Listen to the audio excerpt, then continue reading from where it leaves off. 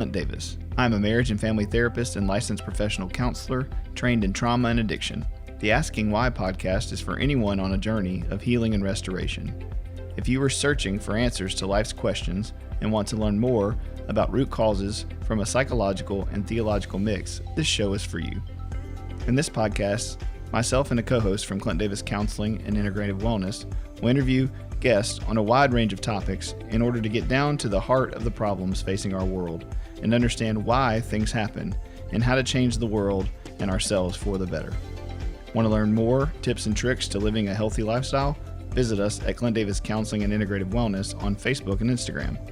If you want to meet our staff or book a speaker, go to clintdaviscounseling.com. Thanks for listening, and be sure to subscribe today. All right, welcome back to the Asking Why podcast. I'm your host, Clint Davis, and we have a special guest today, Kimberly Clark. Hey. Glad to have you on, Kimberly. Thank you. Glad to be here. Absolutely. I had seen that we go to the same jiu-jitsu gym and, have a couple of different friends. And so I'd seen that you had put out a book about addiction and mental health and recovery. And so I was just like, oh man, that'd be a great person to, one, hopefully get that good information out to people on our platform. Right. And then vice versa, kind of share. And that's one of the things we want to do with the podcast and with our practice is just get involved in people in the community who have stories to tell and who have things that they can say that the Lord's doing. That's and, awesome. So it's a mutually beneficial conversation. Yeah. So tell me a little bit about you, introduce yourself to our listeners, and tell us the name of your book and just, general information, and then we'll kind of get into the questions. Okay. Well, my name is Kimberly Clark. I am a Navy veteran, published author, inspirational speaker. The title of my book is Stuck Between Pleasure and Pleasing God. It's a memoir about my life, getting in the Navy, getting a medical discharge, being diagnosed with PTSD, going through addiction, alcoholism, emotional abuse, physical abuse, narcissistic abuse, and how I overcame it, how I healed from it, what it took to overcome it and heal from it, and my journey on learning to love myself, right? And trying to advocate for other people who's going through some of the same things. Yeah. So that's good stuff. It's very vulnerable. Yeah.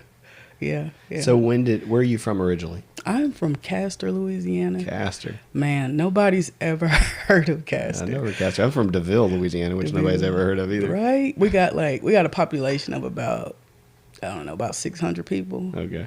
I may be under exaggerating, but yeah. One stop sign. One stop sign, yeah. One little flashing light. It's not even a real light. Oh man, that's fancy. You got a flash, is a blinking.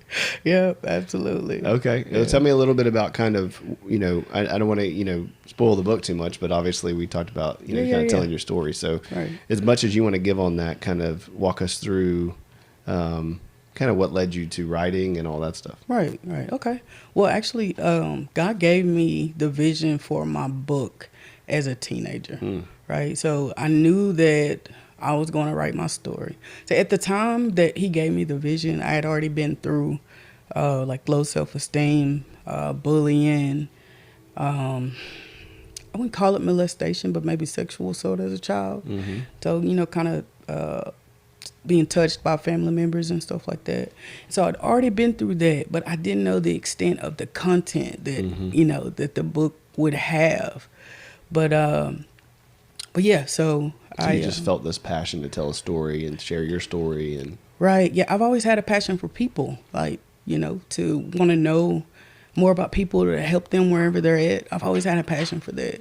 I always loved talking to people. I wanted originally to after high school, go to ULM, University of Louisiana Monroe, to become a psychologist, minor in social work.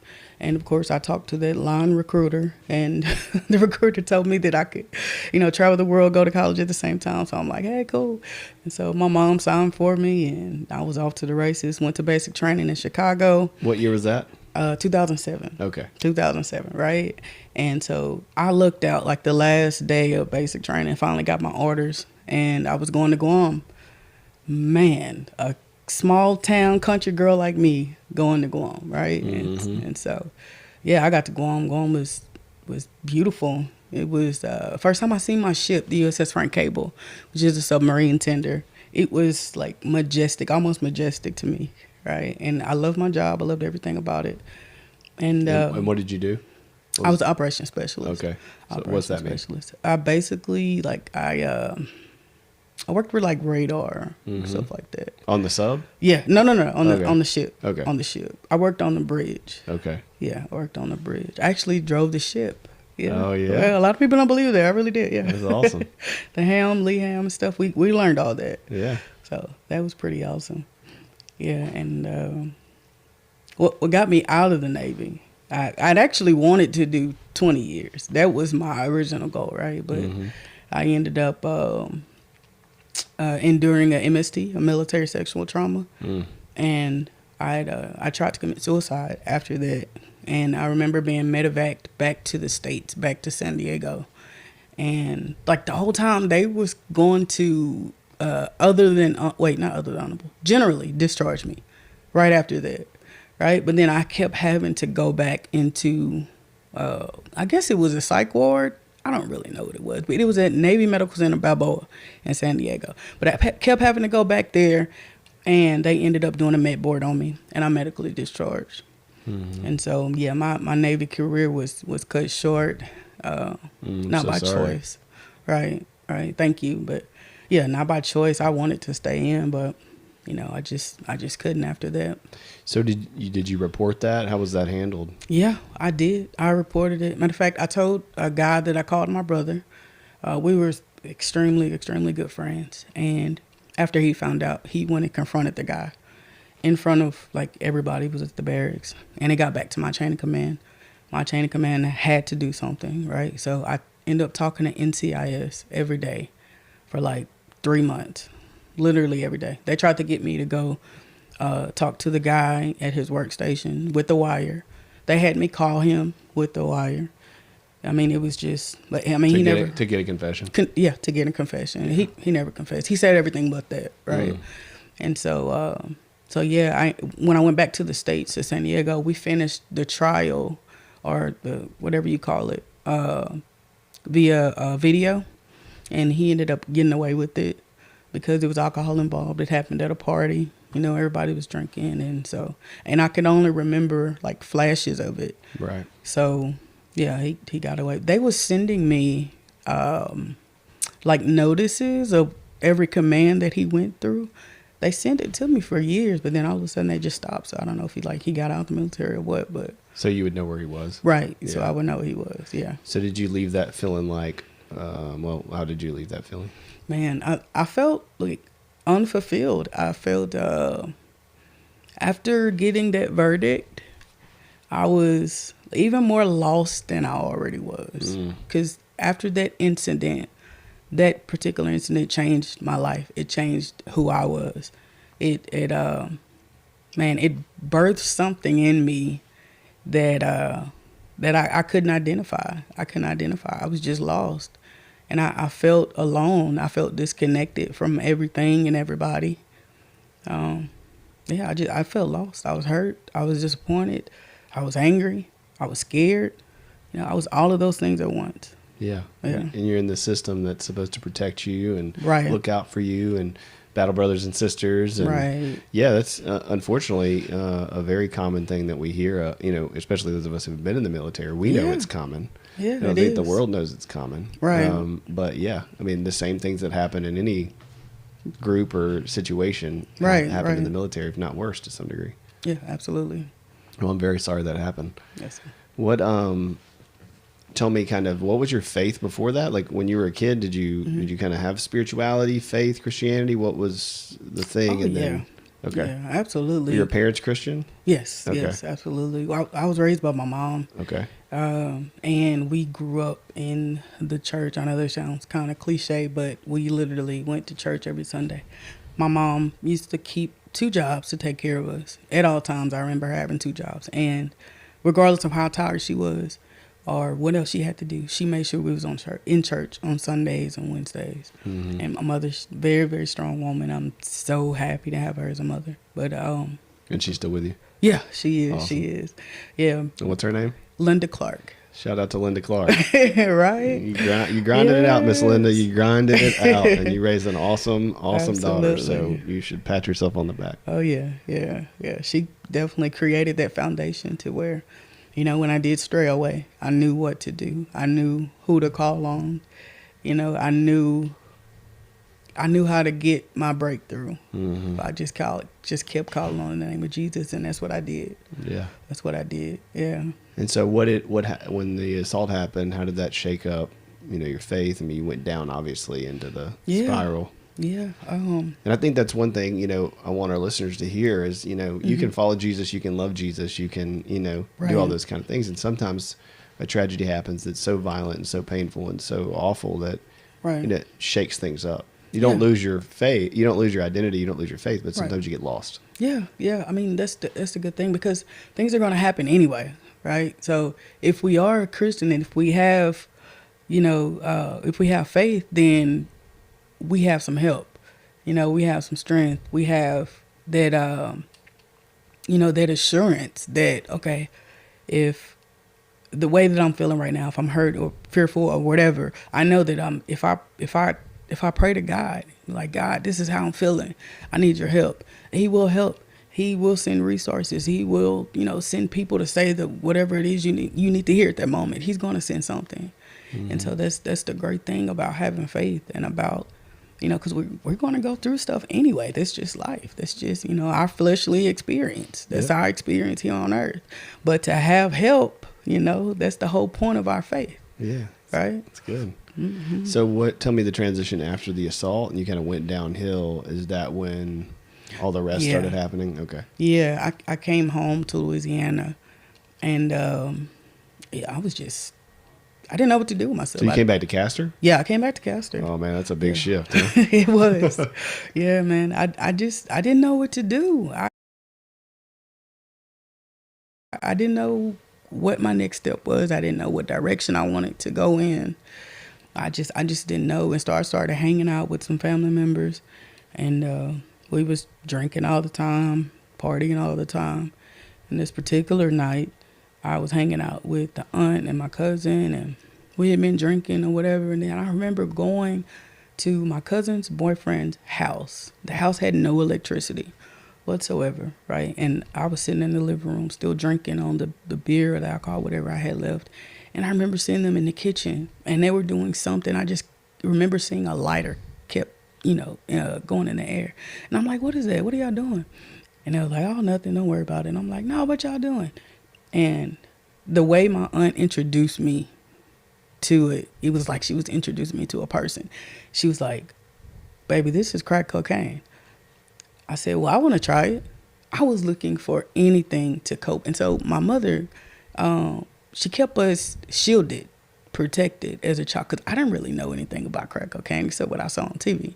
You know what I mean? Mm-hmm. Like, I ain't never experienced any, addiction or whatever. The only thing I experienced was my dad, because he was an extremely bad alcoholic. Mm-hmm. He actually died from alcoholism. But, yeah. And so I was like, hey, I want to try it. Mm-hmm. And so I tried it. And I immediately fell in love. And that same night after I was coming down from that high, when I tell you the depression and anxiety kicked in out of nowhere, like, I was already depressed. I was already, anxious, right? But I felt overwhelmed. I just wanted to die. Mm-hmm. And I went and got a knife out of the kitchen, and I walked outside. I'm like, man, I'm so scared on what I'm gonna do to myself.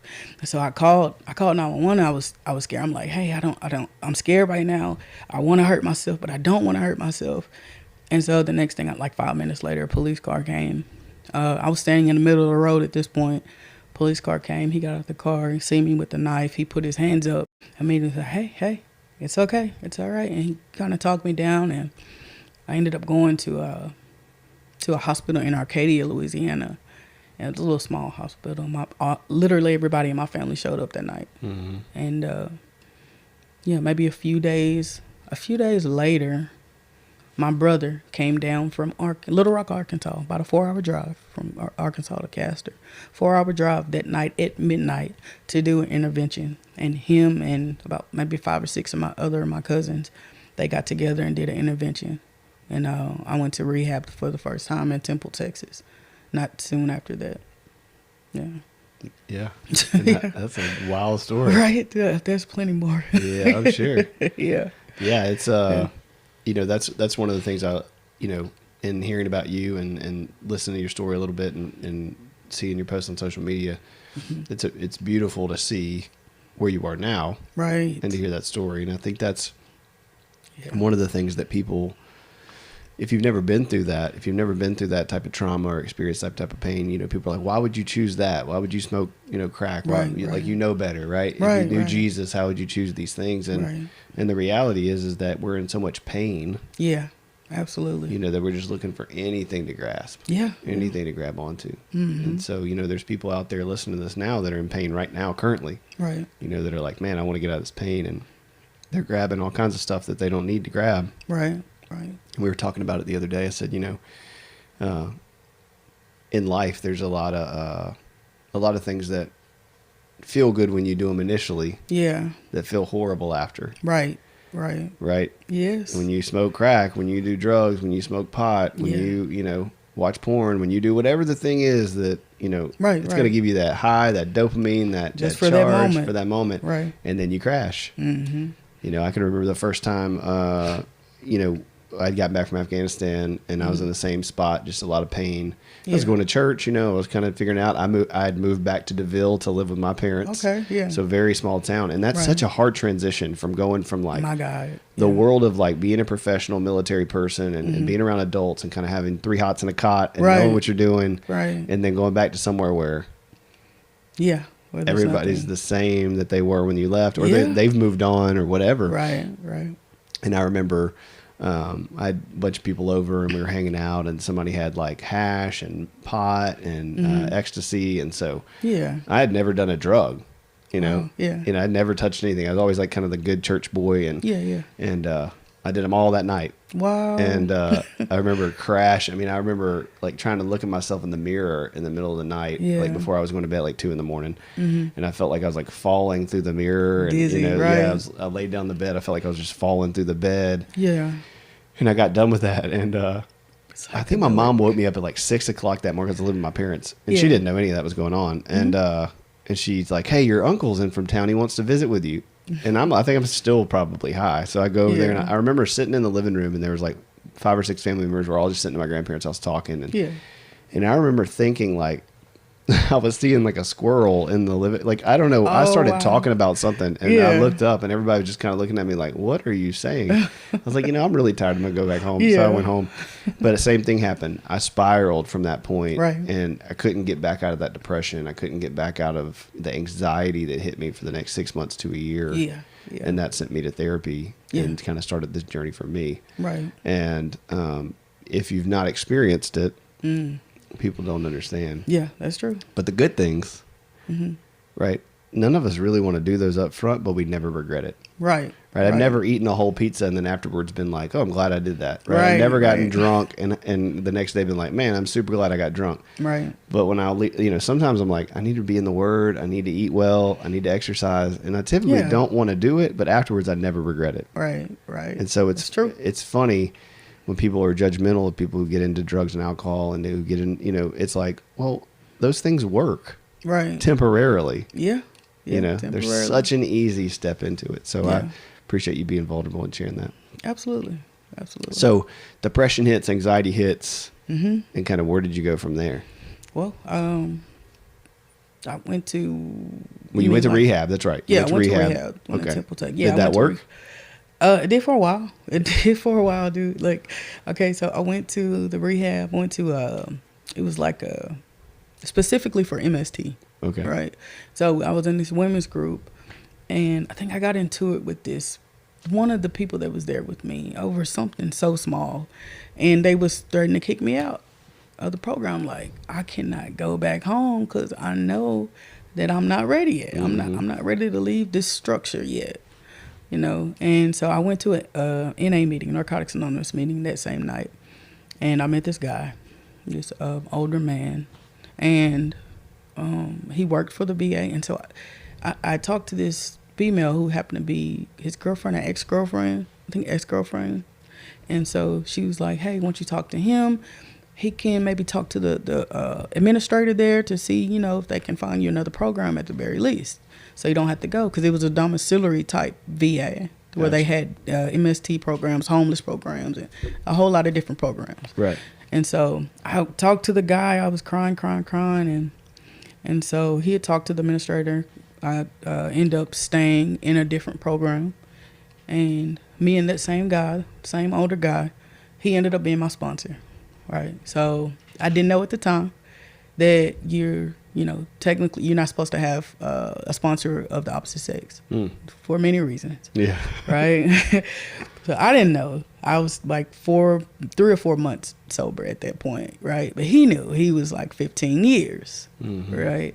So he began to be my sponsor, and I fell in love with him.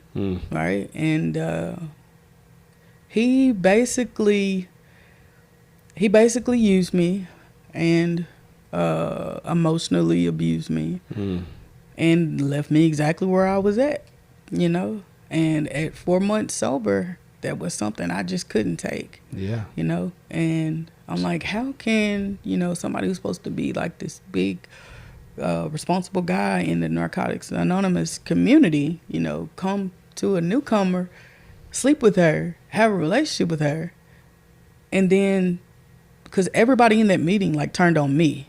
Yeah. Right. So I told them after he broke up with me, I tried to call some of the women, you know, to talk to them about it and just to see, you know, what kind of input they had on it. And like all of them turned on me. I'm like, why are you guys turning on me?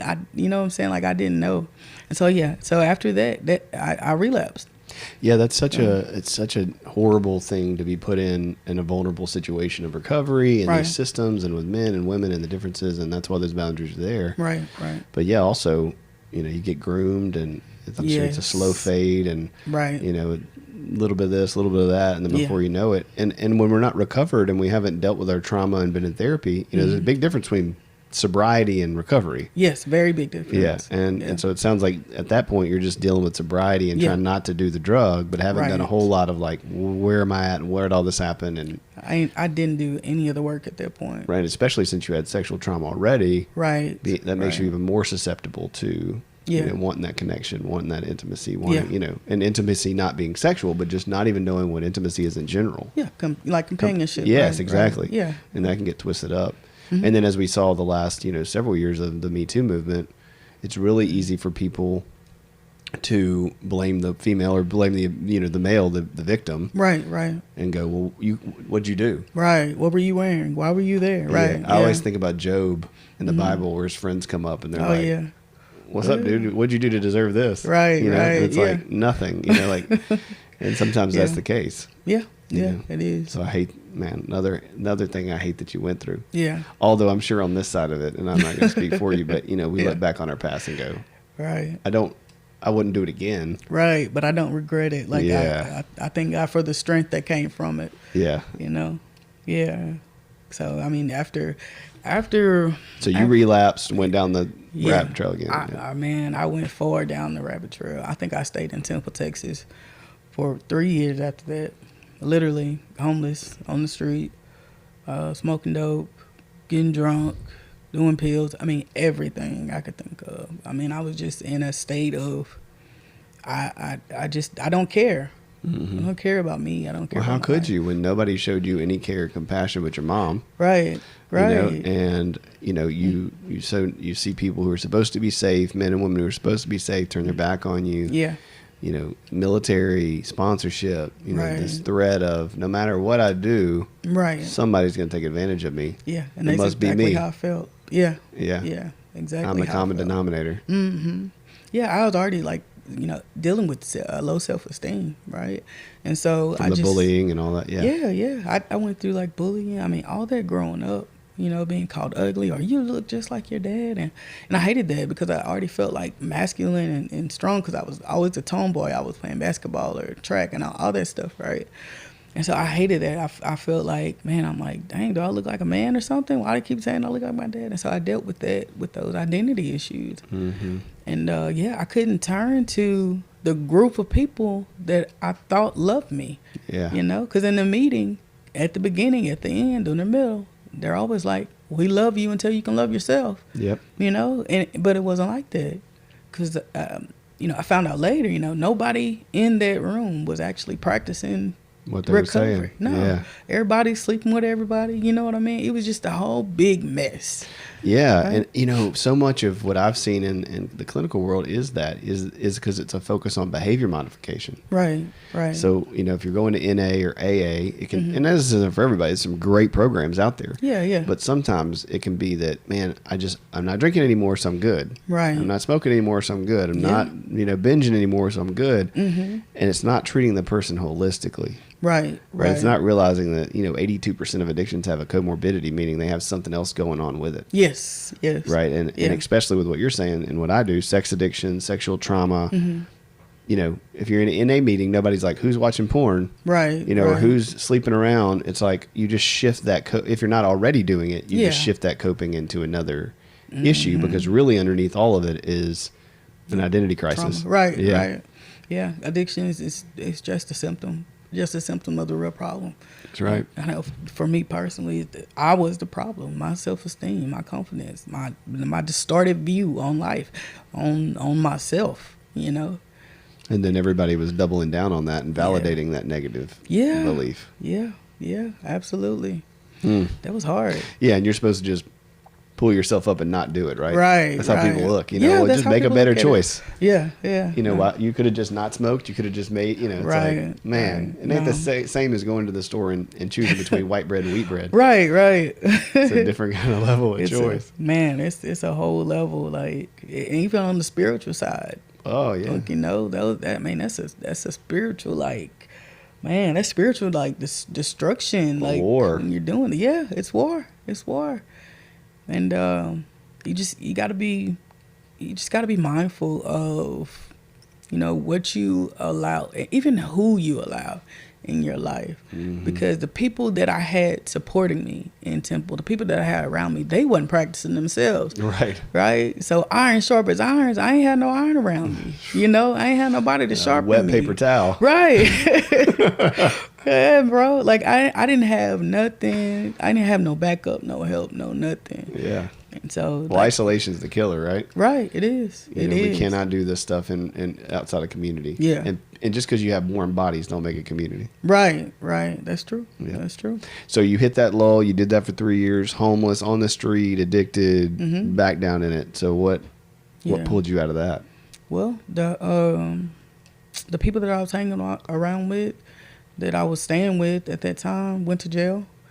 And so, honestly, before they went to jail, I was honestly just tired of it anyway. Right, because you've had to have this tendril of the Holy Spirit the whole time, constantly being like, there's something better for you. Yeah, and